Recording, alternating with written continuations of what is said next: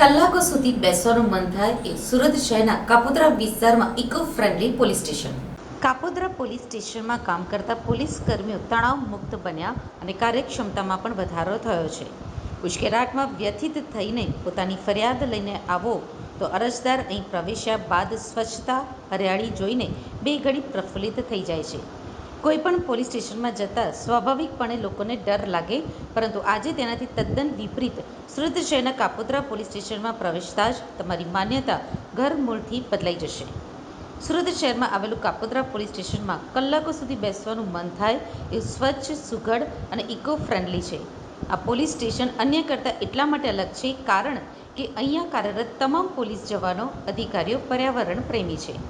અહીં ફરજ બજાવતા પ્રકૃતિ પ્રેમી પોલીસ ઇન્સ્પેક્ટર શ્રી એમ.બી. અવસુરાએ પોલીસ અને પર્યાવરણનો સુમેળ રચ્યો છે.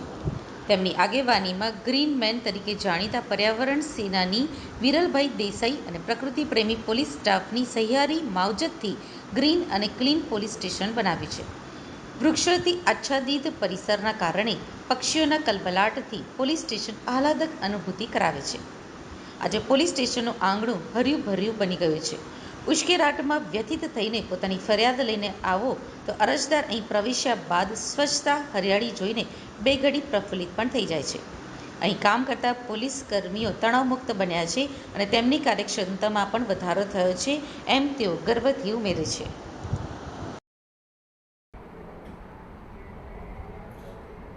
મારું નામ મનોજ અવસુરા છે. હું પોલીસ ઇન્સ્પેક્ટર તરીકે કાપોદ્રા પોલીસ સ્ટેશનમાં ફરજ છેલ્લા સપ્ટેમ્બર મહિનાથી બજાવું છું. કાપોદ્રા પોલીસ સ્ટેશનમાં મારા પોસ્ટિંગ થયા પછી અવારનવાર તહેવારો આવતા હોય, એ દરમિયાન અમે એક ડ્રોન વ્યૂથી પોલીસ સ્ટેશનનો વ્યૂ લીધેલો. જે પોલીસ સ્ટેશનના વ્યૂમાં પોલીસ સ્ટેશન ખૂબ જ સુંદર દેખાતું હતું. પોલીસ સ્ટેશનની અંદર ખૂબ જ મોટી જગ્યા આવેલી છે અને પોલીસ સ્ટેશનની અંદર ઘણા બધા વૃક્ષો વાવેલા છે, પરંતુ તેની સારી રીતે માવજત થતી ન હોય અને નાનો એવો બગીચો પણ આવેલો છે, જે બગીચામાં પણ કોઈ વૃક્ષો સારી રીતે ઉછેરતા ના હોય અને ત્યાં મોટાભાગના માણસો વેસ્ટ કચરો ને એવું નાખતા હોય છે. જેથી અમને એવો ખ્યાલ આવ્યો કે ખરેખર અહીંયા આટલી બધી સુંદર પર્યાવરણ છે, આટલા બધા વૃક્ષો છે, તો આની માવજત પણ કરવી અને વધારે જગ્યા પણ અમારી પાસે છે, જે જગ્યામાં જૂના વાહનો પડ્યા રહેતા હતા, કટાઈ ગયેલા, જે જૂનો મુદ્દામાલ પડ્યો રહેતો હતો અને ઘણી બધી જગ્યા પોલીસ સ્ટેશનને રોકતા હતા. જેથી એક વિચાર આવેલો કે આ પોલીસ સ્ટેશનમાં આટલા બધા વૃક્ષો છે, તો વધારે આ વૃક્ષો વાવી અને વધારે સુંદર આ પોલીસ સ્ટેશનને બનાવીએ અને ઇકો ફ્રેન્ડલી પોલીસ સ્ટેશન બનાવીએ. જે અનુસંધાને અમે વૃક્ષો વાવવા માટેની પ્રક્રિયા ચાલુ હતી, મુદ્દામાલ હટાવવા માટેની પ્રક્રિયા ચાલુ હતી. તે દરમિયાન અમારી મુલાકાત સુરત શહેરના ગ્રીનમેન તરીકે ઓળખાતા વિરલભાઈ દેસાઈ સાથે થયેલી. એમની સાથે મારી મુલાકાત થયેલી અને અમે બંને પોલીસ સ્ટેશનમાં એક જોઈન્ટ વિઝિટ કરી અને વિઝિટ દરમિયાન અમે નક્કી કરેલું કે જગ્યા ઉપર એક સારો સુંદર વન બનાવીએ, સૂત્રો મૂકીએ અને પર્યાવરણ અને પોલીસને મિક્સ કરી અને પ્રજાની સેવા કરીએ. જેથી અમે જૂનો મુદ્દામાલ પડેલો હતો એ પણ ત્યાંથી હટાવેલી અને વિશાળ જગ્યા જે અમને મળેલી, જેમાં અમે આશરે કુલ 900 જેટલા વૃક્ષોનું વાવેતર કરેલું છે, 900 જેટલા છોડવા વાવેલા છે. આખા પોલીસ સ્ટેશનમાં જગ્યાએ કુંડા મૂકેલા છે અને અમારો હેતુ એવો છે આ પોલીસ સ્ટેશનને ગ્રીન પોલીસ સ્ટેશન બનાવવાનો. આ પોલીસ સ્ટેશનનું નામ અમે ગ્રીન કાપોદ્રા પોલીસ સ્ટેશન તરીકે રાખવા ઈચ્છીએ છીએ અને અમારો હેતુ એવો છે કે પોલીસ ખૂબ જ સ્ટ્રેસમાં કામ કરતી હોય છે. મારા પોલીસ સ્ટેશનમાં આશરે 90 જેટલા પોલીસ કર્મચારીઓ કામ કરે છે, ખૂબ સ્ટ્રેસમાં કામ કરતા હોય છે, જેને એક સારું વાતાવરણ મળે. એક વૃક્ષોથી હર્યુભર્યું પોલીસ સ્ટેશન હોય. આ ઉનાળામાં ખરેખર આ પોલીસ સ્ટેશનમાં ટેમ્પરેચર પણ 2 ડિગ્રી જેટલું ઓછું રહે છે, જેની અનુભૂતિ પબ્લિક અને પોલીસ બંને કરે છે.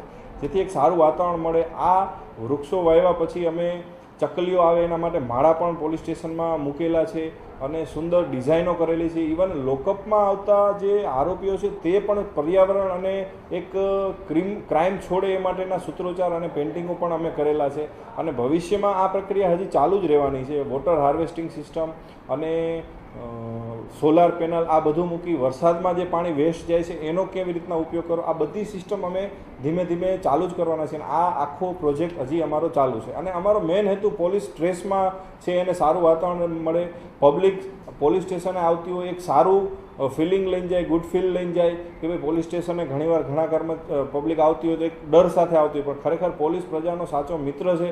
એ સાર્થક કરવા માટે પણ આ પર્યાવરણ ખૂબ જ ઉપયોગી છે અને આપણો જે હેતુ છે કે સારું ઓક્સિજન, સારું વાતાવરણ મળે અને સારી જગ્યાએ કામ કરી શકીએ તો એનું આઉટપુટ પણ ખૂબ જ સારું મળે અને એના હિસાબે પોલીસને અને પોલીસના પરિવારને પણ સારું વાતાવરણ માટે આવો અમે પ્રયાસ કરી રહ્યા છીએ. સાહેબ ખાસ કરીને પાસપોર્ટની મળે જે અરજી માટે આવતા હોય છે જે અરજદારો તેમને પણ કોઈ ગિફ્ટ આપવામાં છે કે હા, અમે એવું પણ આયોજન કરવાના છીએ કે પોલીસ સ્ટેશને માત્ર ફરિયાદીને આરોપી નથી આવતા, સારા માણસો પણ આવે છે અને જે કોઈને કોઈ પ્રકારના એનઓસી લેવાના પાસપોર્ટ માટે હાલ તો પોલીસ સ્ટેશને આવવાની વ્યવસ્થાઓ નથી, પરંતુ ભૂતકાળમાં પાસપોર્ટ માટે આવતા અને કોઈને કોઈ કામ સબબ પોલીસ સ્ટેશન આવતા હોય. ઘણા વડીલો પણ પોલીસ સ્ટેશનને મુલાકાત લેવા આવતા હોય છે. એસપીસીના બાળકો કેડેટોને પણ અમે બોલાવતા હોઈએ છીએ પોલીસ સ્ટેશનને વિઝિટ કરવા માટે. જે બધા માટે અમે એક એવું આયોજન કર્યું છે કે એ બધાને એક વૃક્ષ અમે એક છોડ ગિફ્ટમાં આપીએ, જેથી કરીને એને પોલીસ સ્ટેશનમાંથી એક છોડ મળે છે એની યાદી રહે અને એ વૃક્ષ વાવે તો એને પણ એક આખી જિંદગીનો આનંદ મળે, એવો પણ અમારો પ્રયાસ છે.